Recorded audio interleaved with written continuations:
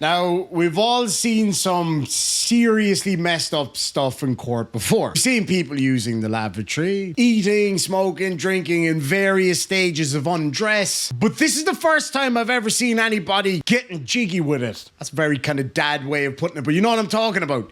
Doing a bit of horizontal Irish dancing, you know, shaking sheets, planting the parsnips, a bit of mattress rodeo, bit of parallel parking, going heels to heaven, etc.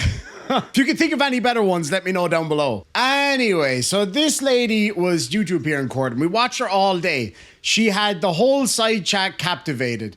She ate, she drank, she slept, she smoked, and then she got frisky with somebody. And who was that somebody? Well, that somebody was somebody who shouldn't have been there in the first place. Turns out that somebody is literally what is resulting in her being locked up right now. But I'll let the lawyers explain that part to you. Court calls the case People versus Dolores Strickland. Ready, Hello, Judge. Kirby, on behalf of the people.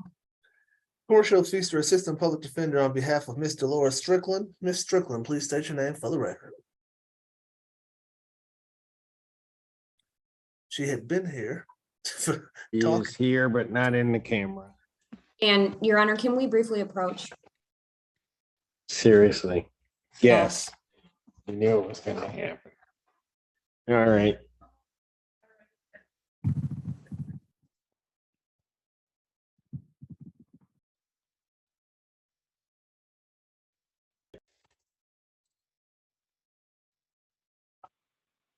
I think I'm back. Are they back? Yeah. All right. On this matter, record should reflect you've had a brief bench conference. Miss Kirby.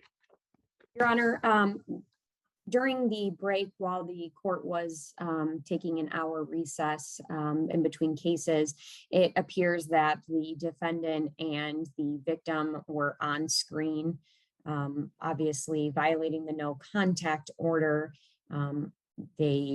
They pretty much violated the no contact order in the most profound way I think I've ever seen. No contact means no contact. This is about as much contact as you can have with another human being. We're doing non-appropriate courtroom things, and the people are asking, giving the violation in the court and the violation from community corrections as well, that the defendant's bond be revoked and she report to the jail by this evening. If not, I would ask for an immediate bench warrant to go out. I know there's a bench warrant already with no bond out of community corrections. Yes. Judge, for the record, I have spoken to Miss Strickland about 3 times over the last couple of days. I did notify her about that community correction warrant. I did tell her that she should turn herself in on that warrant. She has not done that at this point. I do not know if she intends to do that. I will accept Miss Kirby's representation that that was the alleged victim on screen was her, Your Honor, and she already has a warrant to turn herself in, so I would ask her to do that on that case anyway, in addition to whatever the court does on this file, Your Honor. All right. Miss Strickland, can you come to the screen? No, Judge, she can't, unfortunately. She is otherwise engaged. She was here and then she's been out walking around smoking as well as doing the things that I could be more descriptive of than Miss Kirby, but certainly it involved contact with the victim. Oh, it involved contact, all right. Like OnlyFans levels of contact. In this case, she's not on screen at this point, but what the court's going to do is the court is going to leave the other bench warrant out, no bond. I've marked the file that I did witness, presuming that to be the victim in the case, and I will trust that representation that's being made. I did witness them together, which would be a violation or an additional violation of her bond. So I will leave the bench warrant out. I'm not going to set a new date. I think we know where she is, so we can potentially send somebody to get her. All right. Thank you. Thank Thank you. you, Judge. Thank you, Miss Kirby. Court calls the case People versus Jonah Witt.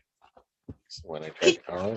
include me on any bench conference with Caitlin Kirby? I would just really appreciate that moving forward. What? I said, can I be included in all Caitlin Kirby bench conferences moving forward? I would really appreciate that. Oh, no, that one was pretty ugly. It was not. Nicole Hughes. That was arguably the single both best and worst way to get caught. Literally breaching live on the air in the most hilariously embarrassing way that I can definitely imagine anyway. Not that I want to imagine what was going on off camera.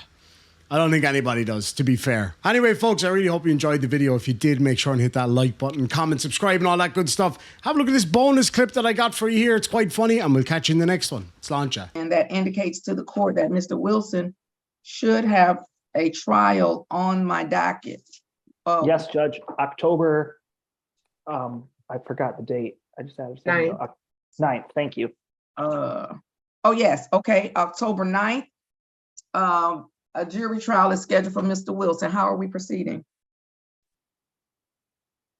Judge, at this time, we're proceeding to the jury trial scheduled for 10:30 on October 9th.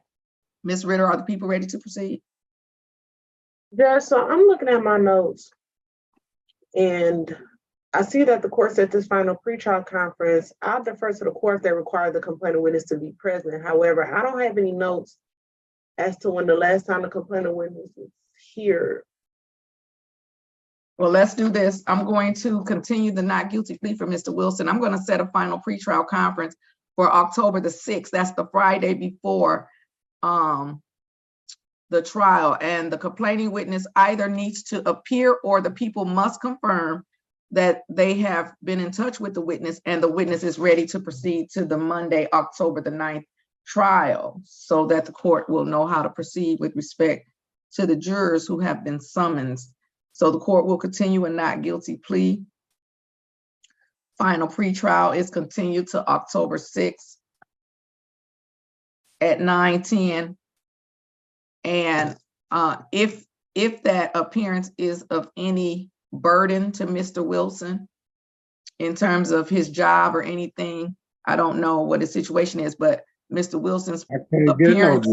Hold on, don't do that. Don't do that. I mean, because you could get one. You could get one. Because let me say this to you. And this is probably why it's always good to exercise your right to remain silent. There are people working in the workforce. Felons, ex-felons, people on probation, parole, people with pending cases. They're working all throughout the workforce. So this case is not keeping you from getting a job. It may have kept you from getting some jobs, but it is not keeping you from getting a job. Because I know 3 people right off the top of my head that would hire you. Maybe not with a bad attitude, but they wouldn't care that you have a case pending. So as I was going to say, but since he don't have a job and said he can't find one, then his appearance is required, and he's going to stop. He's going to stop. He's going to stop.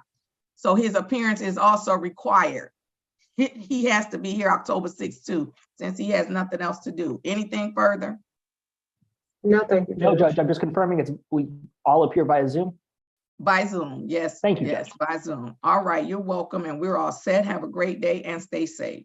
You too, Judge. Thank you. Thank you, Ms. Ritter.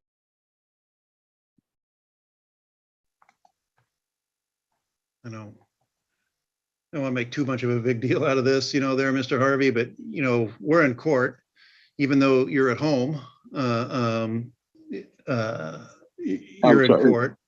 And so if my eyes aren't deceiving me, are you not wearing a shirt right now? I just took my sweater off. I could put a shirt on. So, when people, I don't know that I've been doing this for 14 years. I don't know that anybody's ever shown up without a shirt. So I'm just going to make a simple request that maybe put a shirt of some kind back on. Yeah, we'll take up another case. We'll come back to you in a minute. All right. Mr. Schuyler, sorry. Your Honor, defense